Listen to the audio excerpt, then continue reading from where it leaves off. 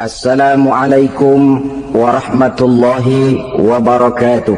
Waalaikumsalam warahmatullahi wabarakatuh. Alhamdulillahillazi ja'ala ramadhana syahra siyama lilmu'minin. Wassalatu wassalamu ala ashrafil anbiya'i wal mursalin Sayyidina wa maulana Muhammadin wa ala alihi wa ashabihil mujahidin at-tahirin, amma ba'du. Ma'asyiral muslimin rahimakumullah. Dari jumlah 12 bulan yang ada dalam agama kita, yang dihitung sejak Muharram sampai dengan bulan Zulqa'dah, maka Ramadan mendapat gelar Sayyidus Syuhur. Sayyidus Syuhur artinya raja, penghulu atau tuan dari seluruh bulan. Apa sebabnya maka Ramadan ini dinamakan Sayyidus Syuhur? Sebab yang pertama, Ramadan dipilih oleh Allah menjadi bulan tempat di mana pertama kali diturunkan ayat-ayat suci Al-Quranul Karim. Allah tidak memilih Rabiul Awal, tidak Rajab, tidak pula Sya'ban misalnya, tetapi dipilihnya Ramadan untuk menjadi bulan di mana diturunkan ayat-ayat suci Al-Quranul Karim, seperti yang dijelaskan dalam surah Al-Baqarah ayat 185. A'udzubillahi minasyaitonir rajim. Syahrul Ramadan allazi unzila fihi al-Qur'an hudan lin-nasi wa bayyinatin minal huda wal furqan. Bulan Ramadan, bulan di mana diturunkan di dalamnya Al-Quranul Karim, yang merupakan petunjuk dan jalan menuju petunjuk bagi orang-orang yang beriman. Oleh sebab itu, salah satu bentuk ibadah yang sangat dianjurkan di bulan Ramadan diantaranya ialah memperbanyak membaca ayat-ayat suci Al-Quranul Karim. Yang kedua, Ramadan disebut Sayyidus Syuhur karena di dalamnya ada satu malam yang bobotnya khairun min alfi syahr. Satu malam tetapi lebih baik daripada 1000 bulan. Itu dinamakan dengan Lailatul Qadar. 1000 bulan kira-kira 83 tahun. Nilai ibadah di malam itu lebih baik daripada nilai ibadah 83 tahun. Padahal umur orang sekarang kan jarang yang sampai 83 tahun. Bagaimana ini harus kita pahami? Ma'asyiral muslimin, sejak kita akil balik sampai kepada usia kita yang sekarang ini, kalau kita mau jujur bercermin, rasanya kita harus mengakui banyak dosa dan kesalahan yang pernah kita kerjakan. Kalau kita berbuat dosa selama 40 tahun, kemudian kita bertaubat 20 tahun lamanya, kalau menurut rumus dagang, ini kan belum tertutup. Dosa 40 tahun ditebus dengan taubat 20 tahun. Tapi haruskah dosa tidak terampuni? Allah subhanahu wa ta'ala maha penyayang. Disediakannya malam-malam yang istimewa, yang punya nilai khusus. Seolah-olah Allah berkata, hai manusia, kau tidak perlu putus asa. Bagaimanapun banyak dosa kau lakukan, bagaimanapun banyak kesalahan kau kerjakan, nih, aku sediakan satu malam khairun min alfi syahrin, lebih baik daripada 1000 bulan, yang disebut dengan Lailatul Qadar. Kapan sih Lailatul Qadar itu?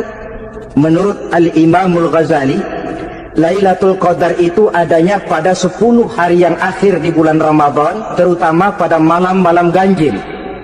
Malam 21, 23, 25, 27, dan 29. Tapi orang yang ingin menemukan Lailatul Qadar, dia harus sudah berjaga sejak awal Ramadan. Jadi nggak boleh pakai ilmu ngincer.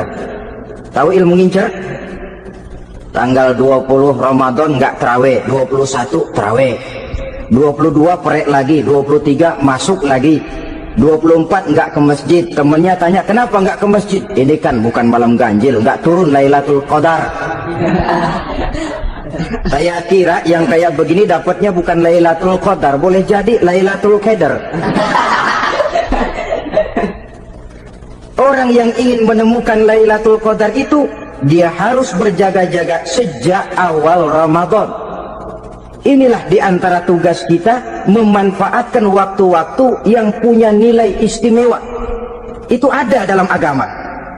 Dalam setiap minggu ada hari istimewa. Dalam setiap hari ada jam-jam istimewa.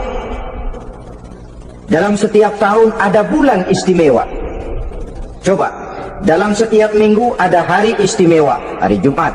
Dalam setiap hari ada jam-jam istimewa, sepertiga malam yang terakhir. Antara jam 2 sampai menjelang fajar di kala subuh, itu saat-saat istimewa. Di samping saat istimewa, Allah pun menyediakan tempat-tempat yang istimewa. Solat di Masjidil Haram, pahalanya 100.000 kali ketimbang solat di masjid-masjid lain. Begitu di Masjid Nabawi misalnya, ini tempat yang istimewa. Lailatul Qadar, waktu yang istimewa yang diberikan kepada kita untuk kita manfaatkan dengan sebaik-baiknya. Toh dalam kehidupan bernegara saja misalnya, kan pada setiap tanggal 17 Agustus itu presiden memberikan grasi ampunan kepada para entah itu tahanan politik dan sebagainya, ada yang mendapat potongan tahanan, waktu-waktu yang istimewa. Inilah sebab kedua kenapa Ramadan dinamakan Sayyidus Syuhur. Sebab yang ketiga, Ramadan disebut Sayyidus Syuhur karena di dalamnya nilai kebajikan berlipat ganda adanya. Satu hadis menjelaskan, "Lau ta'lamu ummati ma fi Ramadan, latamannau an takuna sanatu kullaha Ramadan." Andai kata umatku tahu keistimewaan apa yang ada di dalam bulan suci Ramadan, niscaya mereka ingin agar sepanjang tahun isinya Ramadan saja. Apa sebabnya? Li'annal hasanata fihi mujtami'atun. Di dalam bulan Ramadan itu berkumpul segala macam kebajikan. Wa ta'atu maqbulatun. Segala perbuatan taat diterima oleh Allah. Wa da'awati mustajabatun. Segala macam doa dan permohonan dikabulkan oleh Allah. Wa dzunuba maghfuratun. Dan segala macam dosa diampuni oleh Allah Subhanahu wa ta'ala. Berlipat gandanya nilai kebajikan yang kita kerjakan di bulan suci Ramadan. Itu sebabnya seorang muslim dalam menyambut bulan suci Ramadan penuh dengan sikap kegembiraan. Kata baginda Nabi, "Man fariha bidukhuli Ramadan, haramallahu jasadahu 'alan niran." Siapa orang yang gembira dengan datangnya bulan suci Ramadan, Allah haramkan badannya dari api neraka. Gembira menyambut Ramadan artinya bagaimana? Apa Ramadan datang terus bakar petasan? Bukan. Pukul beduk? Bukan. Apa gunanya pukul beduk kalau nggak puasa? Apa gunanya bakar mercon kalau tidak melaksanakan ibadah di bulan suci Ramadan? Gembira menyambut datangnya Ramadan dalam arti mempersiapkan diri untuk melaksanakan ibadah dengan sebaik-baiknya di bulan suci Ramadan ini. Ma'asyiral muslimin rahimakumullah. Yang terakhir, kenapa Ramadan disebut Sayyidus Syuhur? Karena di dalam bulan suci Ramadan ada perintah melaksanakan ibadah puasa. Apa istimewanya ibadah puasa? Pertama, yang dipanggil untuk melaksanakan puasa itu iman. Ini panggilan istimewa. Allah menyatakan, "Ya ayyuhalladzina amanu kutiba alaikumusiyam." Hai orang-orang yang beriman, diwajibkan atas kamu berpuasa. Iman yang dipanggil untuk melaksanakan ibadah puasa.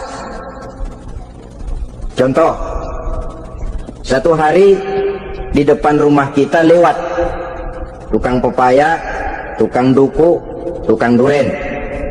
Kita panggil satu tukang pepaya, "Bang, pepaya, berhenti dulu sebentar." Kira-kira yang merasa tukang pepaya berhenti nggak? Ini tukang duku sama tukang duren berhenti nggak? Tentu tidak berhenti karena tidak dipanggil. Ini Ramadan yang dipanggil orang-orang beriman. Hai orang-orang yang beriman, berhenti dulu sebentar.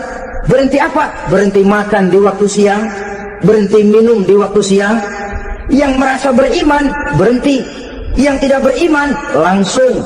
Biar Ramadan siang-siang makan jalan terus, merokok ngelepus terus. Kenapa? Tidak beriman, tidak merasa terpanggil oleh ayat tadi. Sekarang tukang pepaya lewat di depan rumah, kita panggil, "Bang, pepaya, berhenti dulu." Dia dengar tapi nggak mau berhenti. Apa kita bilang? "Kang pepaya budak." Dipanggil nggak mau berhenti. Ini ada orang ngaku beriman kepada Allah, Ramadan dipanggil disuruh berhenti makan siang, nggak berhenti juga. Mukmin budak. Disuruh berhenti minum di waktu siang, nggak berhenti juga. Mukmin budak. Ini istimewanya puasa. Panggilan difokuskan kepada iman. Hai orang-orang yang beriman. Allah tidak bilang hai orang-orang yang sudah masuk Islam. Tidak. Ya ayyuhallazina aslamu. Tidak. Ya ayyuhallazina amanu yang dipanggil. Hai orang-orang yang beriman. Nilai nurani yang paling dalam itu yang dipanggil melaksanakan ibadah puasa. Lalu orang beriman yang bagaimana yang wajib puasa? Pertama, dia sudah balik. Yang kedua, berakal sehat. Yang ketiga, dia mampu berpuasa. Orang beriman macam ini balik, berakal sehat, mampu melaksanakan puasa. Kalau cukup syarat ini, dia wajib puasa. Kurang syarat, tidak wajib puasa. Jadi kalau di bulan Ramadan ada teman kita tidak puasa, jangan heran barangkali syaratnya kurang. Cukup dalam hati saja, ini orang kurang syarat, makanya nggak puasa. Pak, itu teman saya kok nggak puasa? Nggak puasa, nggak puasa. Dia bukan orang beriman kali ah. Orang yang tidak beriman itu tidak wajib puasa. Beriman kok Pak? Iman, tapi nggak puasa, nggak puasa. Belum balik kali ah.